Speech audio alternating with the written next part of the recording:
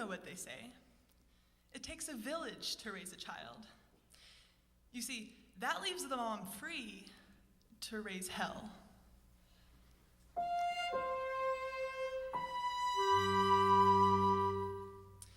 In the spring, when I was still living in Lyon and wanting to prolong my stay in France, I was hired as an au pair for a 6-year-old girl named Louise.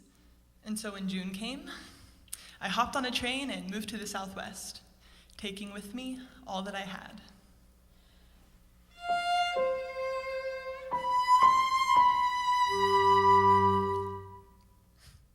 Little did I know I would need so much more.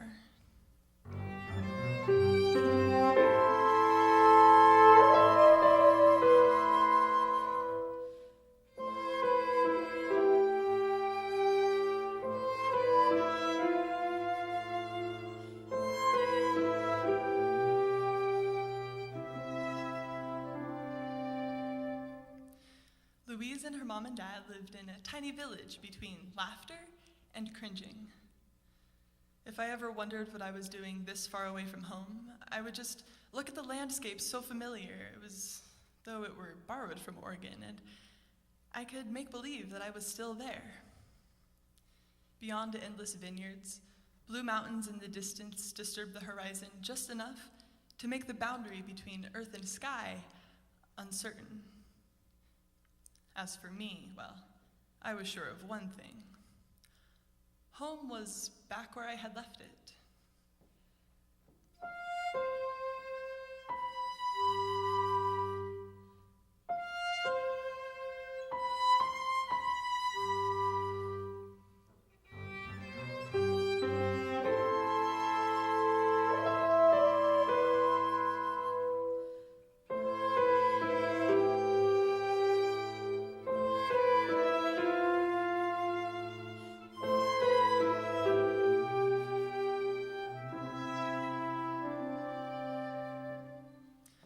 I had been warned. They told me I was moving to an untouched corner of the world. They told me I wouldn't have the comforts of a big city. But I was a big girl. I said I would be fine. After all, I would have my trusty pal, the internet, and I could talk to my family and friends whenever I wanted, right? Except that on the day I arrived, my computer died. I know, big deal, right? But all of a sudden, I was cut off from the outside world. My world. I was isolated, alone. Oh God, I can't breathe. I would sometimes catch myself in the mirror singing part of Regina Spektor's Summer in the City. Lonely, lonely, lonely. But I soon became disenchanted with my reflection telling me personal things. So I decided to change the words to something a little more encouraging, like, gorgeous, gorgeous, gorgeous. It's just as well because the French don't even have a word for lonely. They have plenty of other words, though. Words like disgusting, gross, dirty, and t'es chiant, Louise, hein? Tu me fais chier, quoi. My host mom taught me a lot of French that summer, but you'll have to pardon it. That woman, wow, she breathed fire down our necks, maybe expecting a perfect child to arise from the ashes of her strictness and vulgarity, never realizing that her daughter was of a different breed. 2-inch acrylic nails and a glare full of daggers was no match for Louise. She's made of something even tougher. That kid is pure revolution. But who is this child? She called herself Louise. She said her calling was to save all these animals. But I thought she was the one who needed saving. What else could I do but turn this tiny girl into her own superhero? Some days, I saw myself through her apprehensive eyes. She knew I was just passing by, like a deadbeat daddy waiting for his break to go back home to his other family and speak a language she couldn't understand, like I was vicious. Like I was being foreign on purpose. But some days, I saw myself through her wonder-filled eyes, because I was Superwoman and I could help her fly. Weaving between the dogs and the doves and the chickens in the swing set, we reached our cruising altitude of 5 feet off the ground.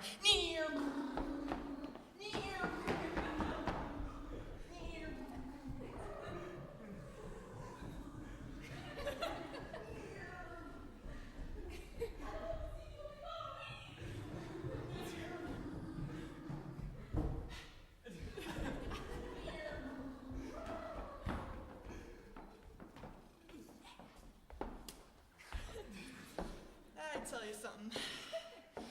I was a miracle some days. But some days, well, they came and they went. And some words weren't hers at all. She said, we were just coloring, and she said, I'll be happy the day you leave. I'm sure you don't mean it. Where did you learn to be so mean?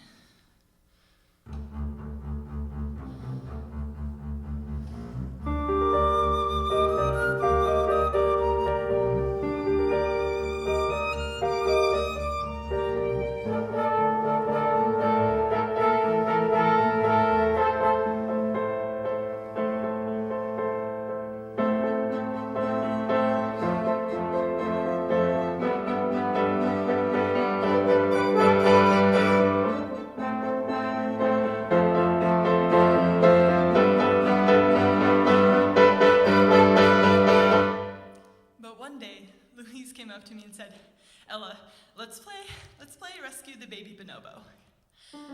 I'll be the baby bonobo, and you be the human female who comes and rescues me. Okay, Louise, let me just get into character here. Human female. Got it. She climbed the tree and sent me away so I could wander back and discover her. A tiny primate with a broken bone, her eyes big. Once I had nursed her back to health, I convinced her to resume her own human female form so we could go panning for gold around the front yard. I found gold! We danced the prospector's dance. J'ai trouvé de l'or, I translated. She looked at me with the skepticism she had been taught from an early age that finally gave in, abandoning all pretense and succumbing to grin. J'ai trouvé de l'or! It's gold, I tell ya! We let out loud, primal yops in our enthusiasm and greed. But her cries of joy turned to tears the day I left, and I had to leave her in the clutches of her mother, who was so fond of false accusations and the gnashing of teeth and qu'est-ce que t'avais sur ta putain de tête quand on est rentré du champ? Non, mais qu'est-ce que t'avais sur ta putain de tête, Louise?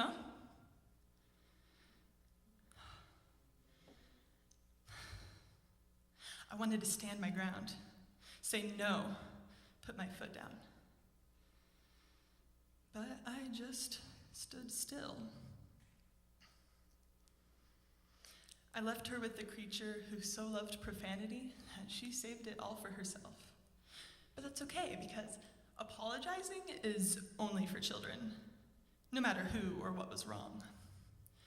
Oh, and careful not to trip on the stairs, Louise, or you'll be really sorry. I wanted to kiss it, make it better, but she had never heard of that.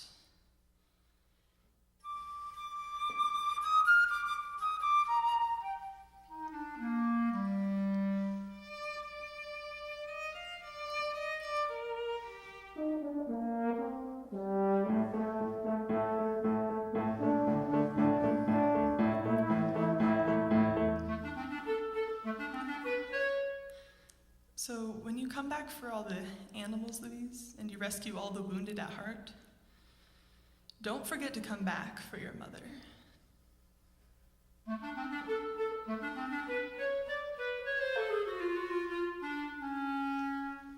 Yeah, I remember one breezy afternoon out on the porch.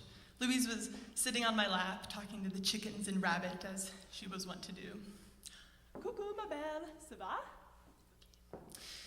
All of a sudden, flight of fancy inspired her to jump up and reach for the cage that held Strawberry and Pear, the family's pet doves.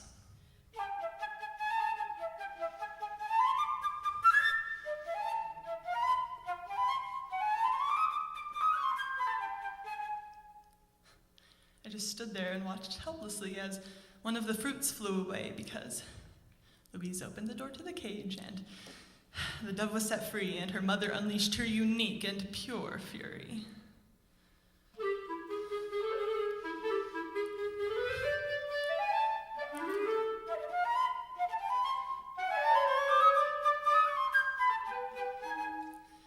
My peace of mind had taken flight and didn't return even after they tracked back down the dove and put it back in the cage with its mate because they said it was much too late. The eggs wouldn't hatch, so the babies would die, and there was no hope.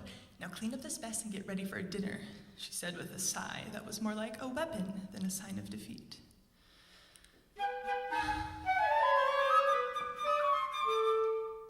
I dodged no bullets that summer. I caught them in my teeth. What choice did I have? Girls gotta eat. And they fed me freezer-burned sincerity every day for a week. After that, it thawed, but the aftertaste of loneliness would never leave. Of course, I dreamt of my own escape. But before it came, one morning I had been sentenced to a breakfast of moldy old bread rolls, which I chucked in the bin, but later was admonished, "Oh, we could have fed those to the goats, you know." Oh my gosh, I'm so sorry. I keep forgetting how easy it is for you to mistake the slop you feed your goats with the feed you give your au pair.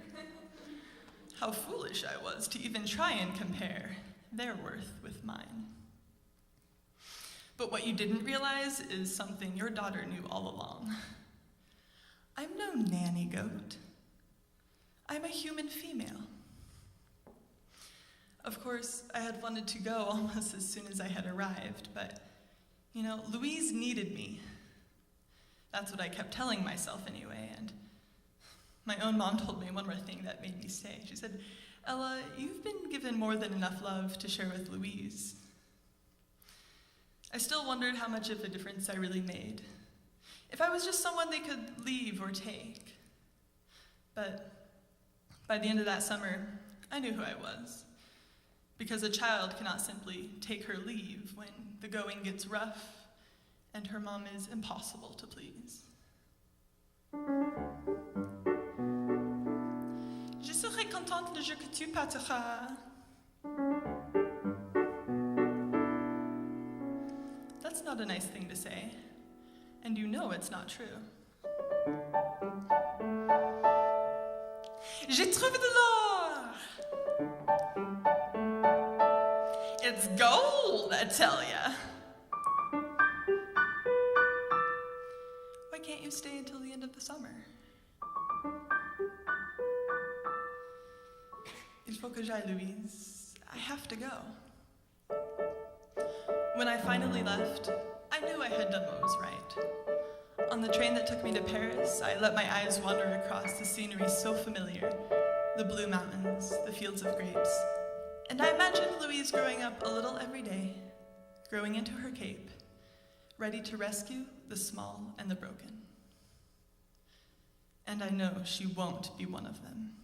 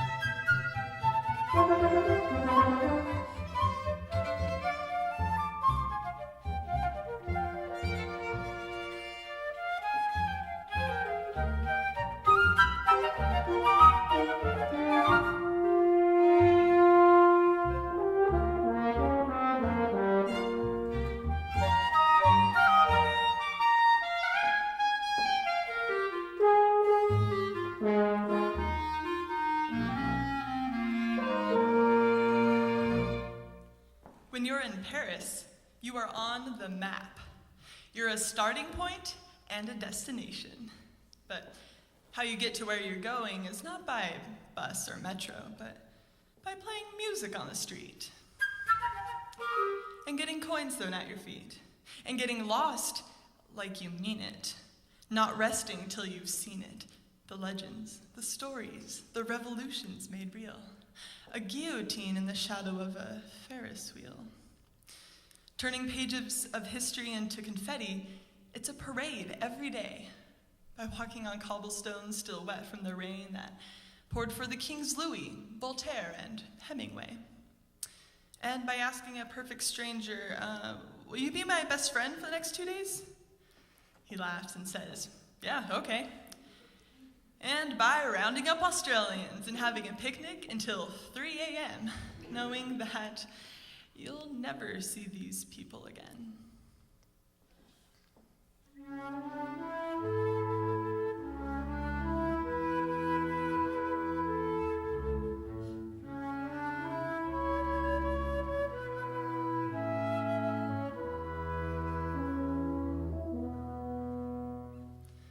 Outside of Notre Dame, I saw a man chasing after his wife, begging her to wait for him. Attends, ma chérie. Attends, mon cœur. Attends, ma puce. Yeah, she didn't wait. Camera in his hand and a child in each of hers, they must have been tourists, like me. Because these days, cathedrals are more like places to take pictures than places to pray. Yet there are still those who gather in the Lord's houses all weekend long, depending on their Sabbath. Because in Paris, God really knows how to party.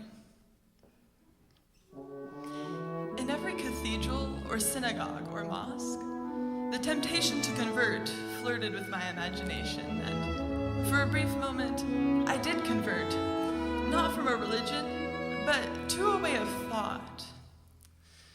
Back when there was a power higher than one's own confidence, shining in the eyes of people filled with faith and doubts alike, even if it was just jeweled light.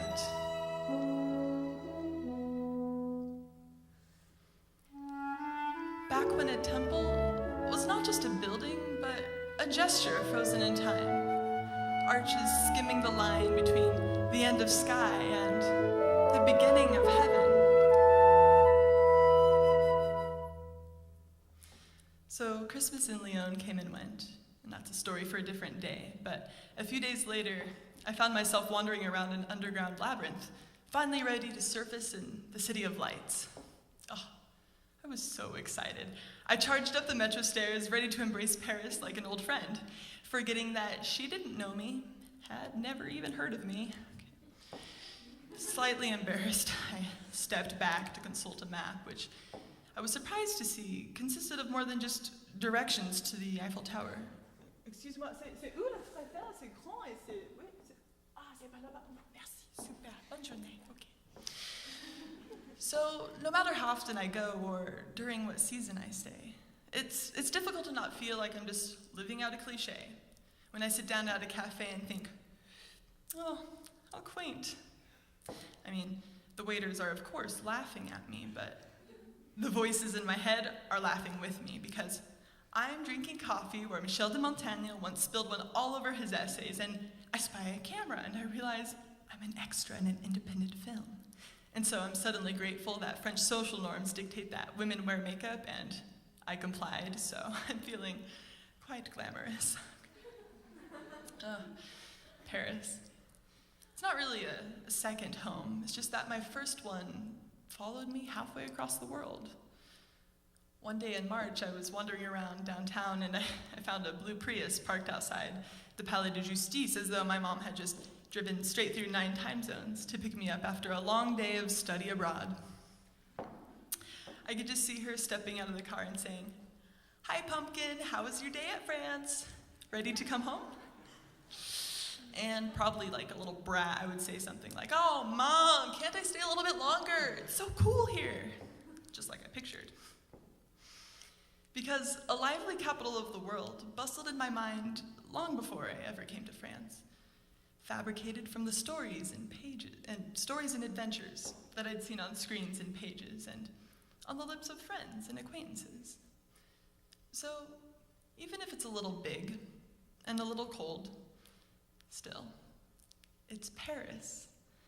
It's this magical land where there's bread and bicycles and smoldering glances, or so they told me, if you can get them.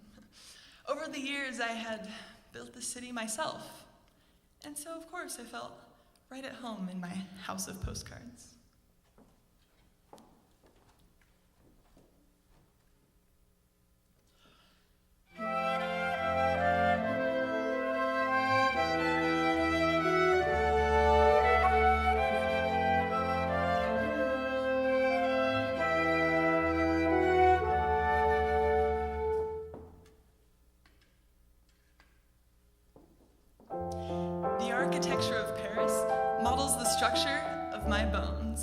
Like I was designed by a turn-of-the-century engineer. But I'm not the only one. In the streets of Paris, we carry ourselves like we are monuments, half not wanting to be looked at, half not wanting to be overlooked. And there's nothing more French than wearing the proper costume.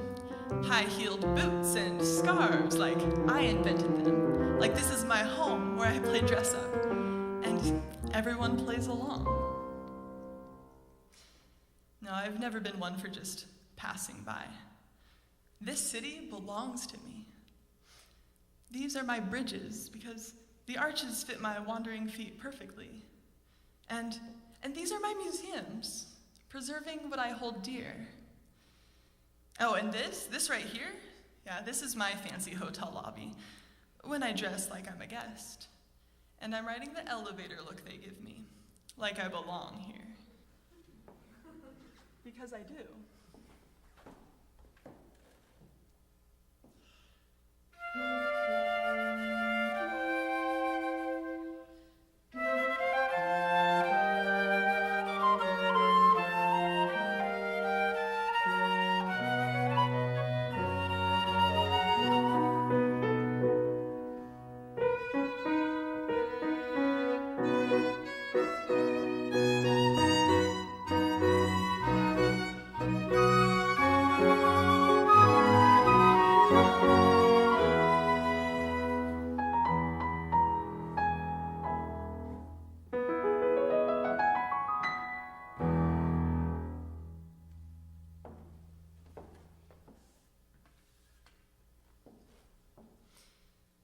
Fantasies visit me just before I fall asleep. I'll stay. On an empty train, passing by villages and old churches. I have to go. The hour of my departure, my heart beats faster. Just trying to keep up with my fickle translations of home. My heart, she's bruised but not broken from loving so much all of a sudden for a long time. And then, one morning, I woke up in a bed far away. Rubbing my eyes to keep this dream pressed in, hold it inside, remember it forever, and letting my heart imbibe in the bubbly for a celebration of nostalgia. So as soon as she starts beating again, the rhythm will laugh, and the pulse will be strong and nonchalant, and my skin will glow brighter, and my lips will curve higher, and I won't believe my luck that while I wandered through my dream, my home never left me.